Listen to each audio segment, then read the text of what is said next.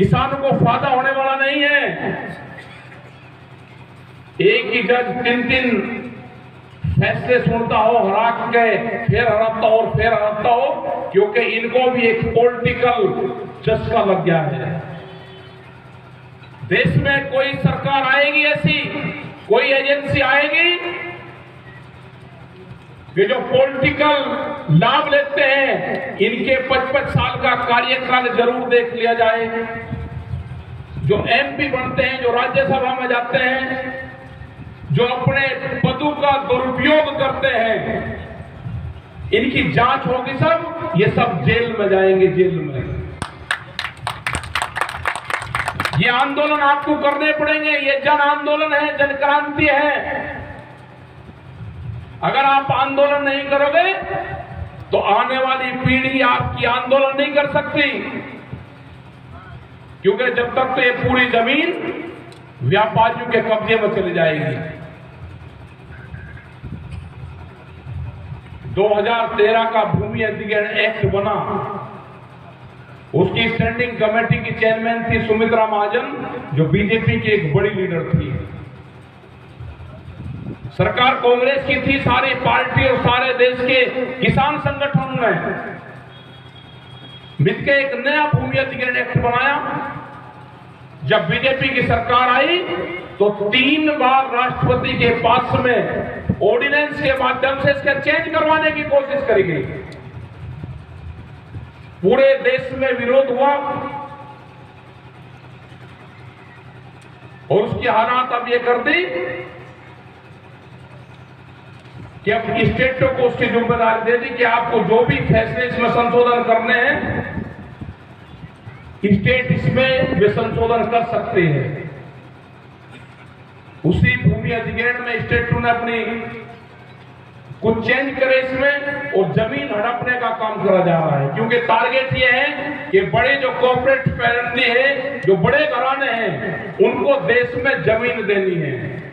कोई ये नहीं कि 10 एकड़ जमीन, 20 एकड़ जमीन, एक गांव की जमीन नहीं।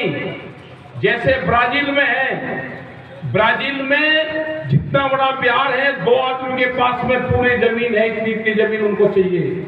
तो इसी तरह के ये घराने हैं, इनकी कोई लिमिट नहीं है कि कितनी जमीन पे इनका अधिकार होगा।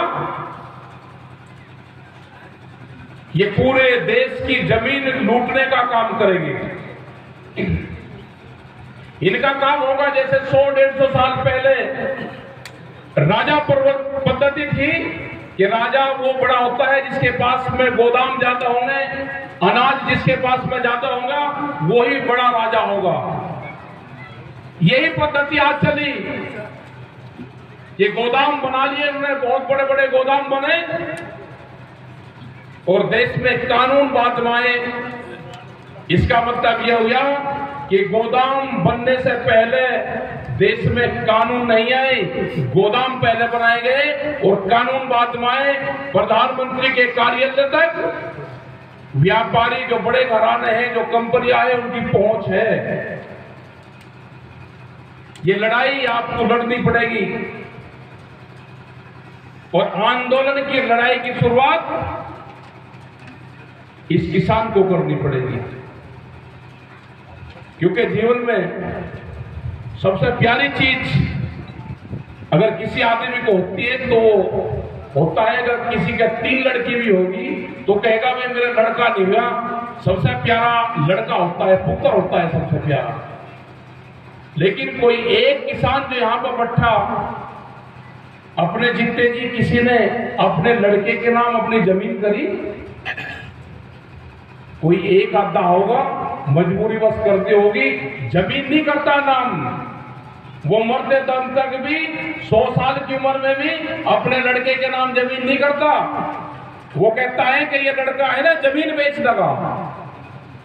लेकिन ये कंपनी आपकी जमीन हड़पना चाहती है। आप कैसे घर में सो रहे हो?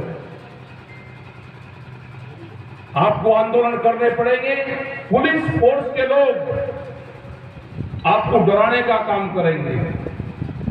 आप जहां पर मीटिंग करोगे वे एक दिन पहले आपको मीटिंग की परमिशन देंगे। किसान संगठन कोई परमिशन लेने की जरूरत नहीं है। आप अपना प्रेस में ज्ञापन दो कि हमारी मीटिंग यहाँ पे है, आप अपनी मीटिंग करो। जिनके खिलाफ आप आंदोलन कर रहे हैं आपको परमिशन देंगे? ये धाराएं 144 लगेंगे। भारतीय किसान यूनियन की धारा 288 है, हम वो धारा का इस्तेमाल करते हैं, 288 लगाते हैं वहां पे। हमने कोई परमिशन नहीं ली 35 साल से। इन परमिशनों के चक्कर में आप पड़ोगे तो आप वहीं रहोगे, आपकी मीटिंगें करने ही नहीं देंगे कभी भी। जब आप आंदोलन ट्रैक्टर से करना शुरू कर दोगे, पूरे बिहार और पूरे देश के किसानों को जगाना पड़ेगा। इसमें 5 साल लगे हमको आंदोलन, ट्रैक्टर का आंदोलन जाने के लिए। पहले लोग शर्माते थे, जो नौजवान था वो शर्माता था ट्रैक्टर चलाते हुए, और आज ट्रैक्टर उसका स्टेटस सिंबल बन गया है। ट्रैक्टर किसान का दिल्ली में गए 26 तारीख में, 26 जनवरी को 3.5 लाख ट्रैक्टर थे। 26 जनवरी को 25 लाख आदमी थे। कोई कम नहीं होता 25 लाख आदमी। 3.5 लाख ट्रैक्टर दिल्ली की चमचमाती सड़कों के ऊपर चले। वे धोखे में फंसाना चाहते थे किसान को। लाल किले पर जाने का रास्ता दिया पुलिस फोर्स ने, वो एक षड्यंत्र था। ये लाल किले पर जाएंगे, ये कुछ न कुछ वो करेंगे। जिन लोगों को, जिन बच्चों को लाल किले के ऊपर लेकर गया, उनसे पहले ही साठगांठ होगी कि आप लाल किले पर जाना, वहां पे एक ध्वज फैला देना, जिससे एक कौम को, एक किसान बिरादरी को बदनाम करा जाए। अरे किसान जाएगा तो पार्लियामेंट पे जाएगा और कहेगा जाएगा, आप रोक रहे किसान को।